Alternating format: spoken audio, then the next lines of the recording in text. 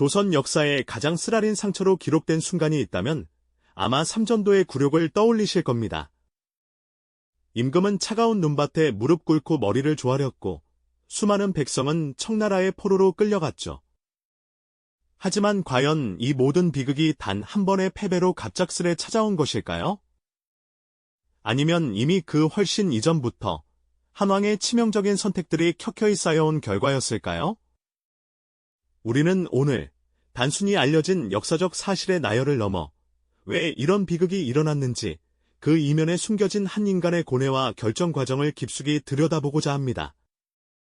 한 개인의 나약함이 어떻게 한 국가의 운명을 나락으로 밀어넣었는지 그 냉혹한 진실을 함께 따라가 보시죠. 시간을 거슬러 올라가 모든 비극의 씨앗이 뿌려진 그 순간으로 가보겠습니다. 때는 1623년 늦은 밤, 어둠이 깊게 깔린 한양의 밤은 평화로워 보였지만 그 속에서는 거대한 격변의 서막이 오르고 있었습니다. 당시 왕이었던 광해군은 명과 후금 사이에서 실리 외교를 펼치며 중립을 지키려 애썼죠. 그러나 이러한 현실적인 판단은 당시 조선의 지배층이었던 서인 세력에게는 명분 없는 배신으로 여겨졌습니다. 그들은 광해군이 친형제와 인목대비를 폐위하는 등 도덕적인 실책을 저질렀다며 폐모살제의 죄를 물어왔습니다. 이 불만과 함께 권력에 대한 야망이 꿈틀거렸고 그 중심에 바로 능양군, 훗날의 인조가 있었죠.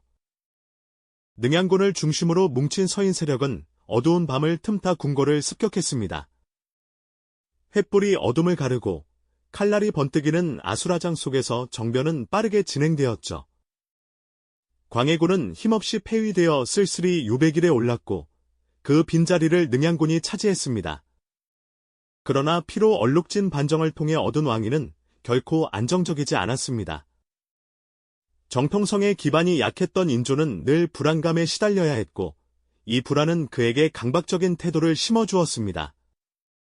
자신의 권력을 공고히 하고 자신을 왕위에 앉힌 서인 세력의 명분을 지키기 위한 강한 압박감에 시달렸던 것이죠.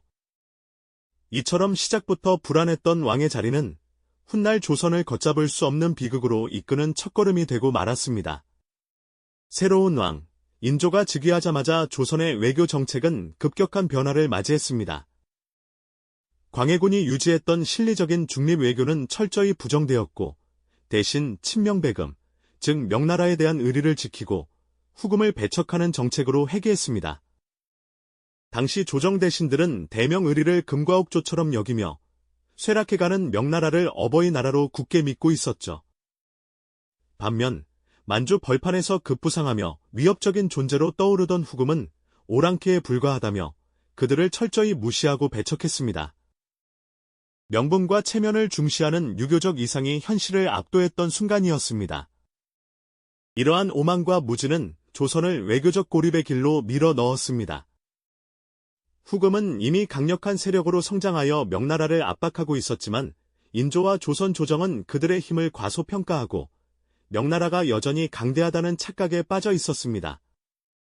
마치 폭풍우가 몰려오는데도 하늘만 바라보며 괜찮을 거야라고 속삭이는 것과 같았죠. 현실을 외면한 채 명분만을 좇았던 이 치명적인 선택은 결국 후금과의 관계를 극단으로 치닫게 만들었습니다. 압록강 너머에서 위협적으로 다가오던 후금 기마병의 말발굽 소리는 이미 조선의 평화를 깨뜨릴 불길한 전조가 되고 있었습니다. 과연 조선은 이 외교적 고립 속에서 다가올 거대한 위협을 막아낼 수 있었을까요?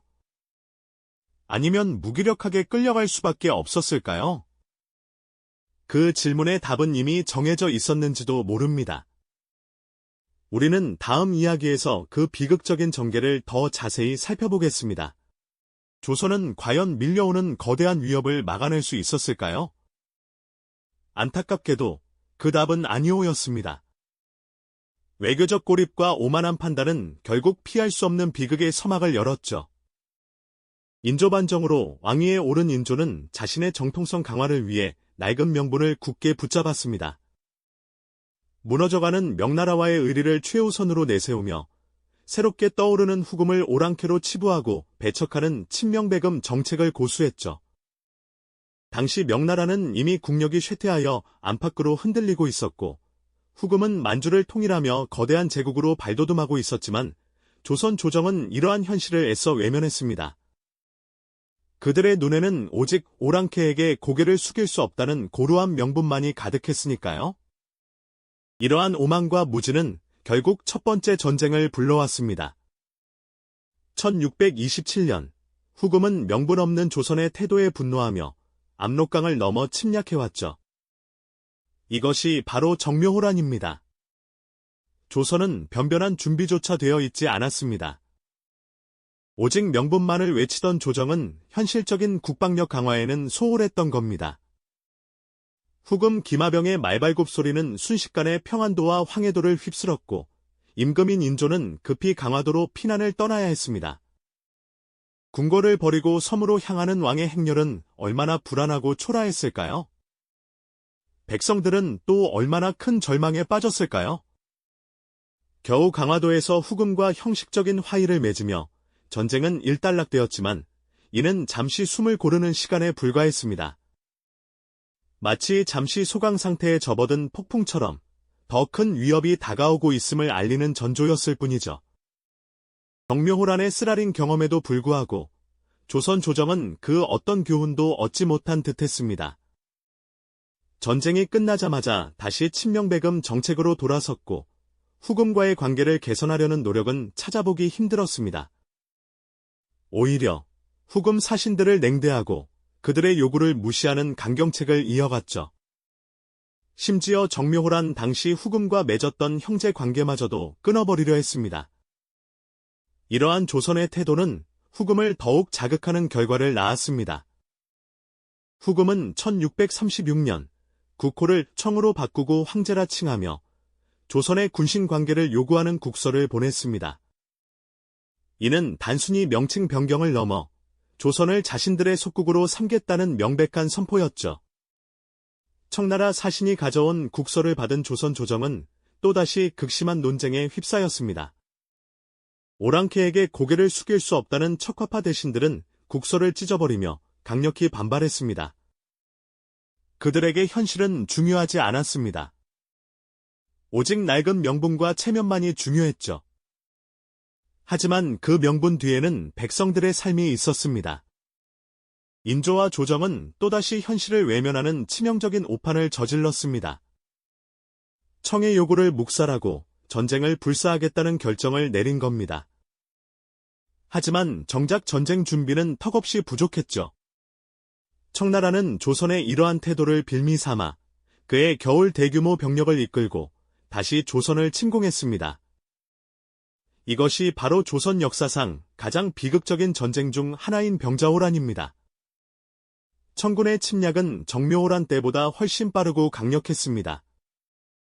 미처 방비할 새도 없이 청의 기마병은 파죽지세로 한양을 향해 돌진했습니다. 인조는 또다시 급히 피난길에 올라야 했죠. 이번에는 강화도가 아닌 남한산성이었습니다. 영하의 추위가 기승을 부리던 겨울, 인조와 수많은 백성들은 얼어붙은 산성으로 몸을 피했습니다. 하지만 남한산성은 굳건해 보였지만 사방이 청군에 의해 완벽하게 포위된 고립무원의 요새에 불과했습니다. 성 안에는 식량도, 병력도 턱없이 부족했죠. 그야말로 절망적인 상황이었습니다. 차가운 겨울바람이 스산하게 휘몰아치는 남한산성 아래 청군 척후병의 매서운 눈빛은 이미 조선의 운명을 예고하고 있었습니다. 과연 고립된 산성 안에서 인조는 어떤 선택을 내릴 수 있었을까요? 그리고 그 선택의 대가는 무엇이었을까요? 우리는 다음 이야기에서 그 비극의 정점을 마주하게 될 것입니다. 남한산성에 갇힌 인조와 조선 백성들의 겨울은 그야말로 혹독했습니다. 영하 20도를 넘나드는 맹추위 속에 성 안의 식량은 바닥을 드러냈고 병사들의 사기는 꺾여갔죠. 고립된 채 한 달이 넘도록 이어진 청군의 포위는 그들에게 매일매일 절망만을 안겨주었습니다.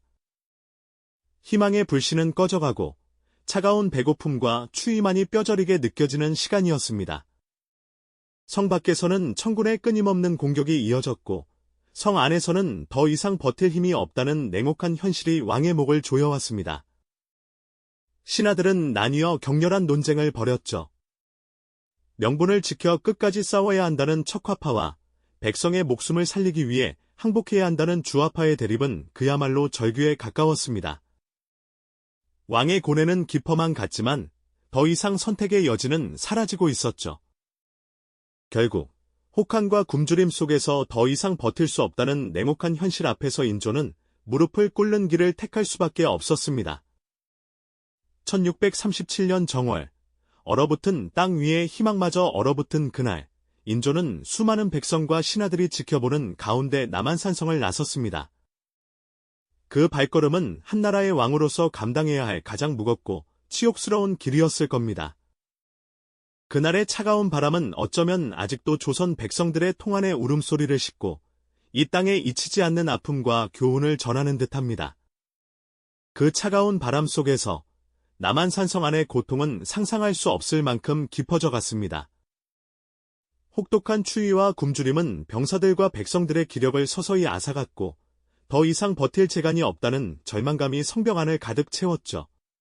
결국 인조는 백성과 남은 병사들의 목숨을 지키기 위해, 아니, 어쩌면 자신의 왕위를 보존하기 위해서라도 치욕스러운 항복을 선택해야만 했습니다. 이 결정은 한나라의 왕이 내릴 수 있는 가장 고통스럽고 참담한 결단이었을 겁니다.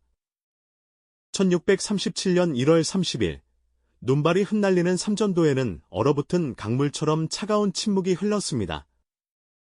인조는 골룡포 대신 푸른색 전복을 입고 수많은 대신과 함께 청태종 홍타이지의 진영으로 향했습니다. 왕의 행렬이 얼어붙은 땅을 밟는 한 걸음 한 걸음에는 나라의 명예와 수많은 백성의 운명이 짓눌려 있었을 테죠. 그리고 마침내 조선의 왕은 청태종 앞에 무릎을 꿇었습니다. 3번 절하고 9번 머리를 조아리는 305도의 굴욕적인 의식. 그의 이마가 차가운 땅에 닿을 때마다 조선의 자주성과 자존심은 산산이 부서지는 듯했습니다. 그 굴욕적인 순간, 인조의 눈에 비친 것은 차가운 청태종의 시선과 절망에 빠진 백성들의 허상이었을 겁니다. 왕으로서의 권위는 물론 한 인간으로서의 존엄까지 무참히 짓밟히는 듯한 처절한 경험이었겠죠. 이 장면은 조선 역사상 가장 치욕적인 순간으로 기록되며 후대에도 지워지지 않는 상처를 남겼습니다. 삼전도의 치욕은 단순한 패배를 넘어 인조라는 한왕의 거듭된 오판과 현실 외면이 불러온 비극의 정점이었습니다. 왕이 되기 위해 불확실한 정통성 위에 선 순간부터 쇠락하는 명나라에 대한 맹목적인 명분론에 갇혀 급변하는 국제 정세를 읽지 못했던 무지함, 그리고 마지막 순간까지 안일한 대응으로 백성을 사지로 내몰았던 무능함까지, 이 모든 것이 쌓여 빚어낸 총체적인 비극이었죠. 인조는 비록 왕위를 유지했지만 그의 마음속에는 지울 수 없는 치욕과 죄책감이 평생을 따라다녔을 겁니다. 한 국가의 리더가 현실을 직시하지 못하고 오직 자신의 신념과 명분에만 갇힐 때 그 대가는 한 개인의 몰락을 넘어 국가와 민족 전체의 고통으로 이어진다는 냉혹한 진실을 역사는 우리에게 가르쳐주고 있습니다. 삼전도는 단순한 과거의 이야기가 아닙니다. 급변하는 국제정세 속에서 리더의 현명한 판단과 현실 인식이 얼마나 중요한지, 그리고 과거의 실패가 현재와 미래에 어떤 교훈을 주는지를 되새기게 하는 거울이죠.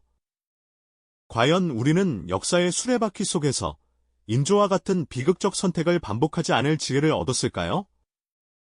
우리에게 남겨진 이 질문은 오늘날에도 여전히 유효한 물음일 겁니다.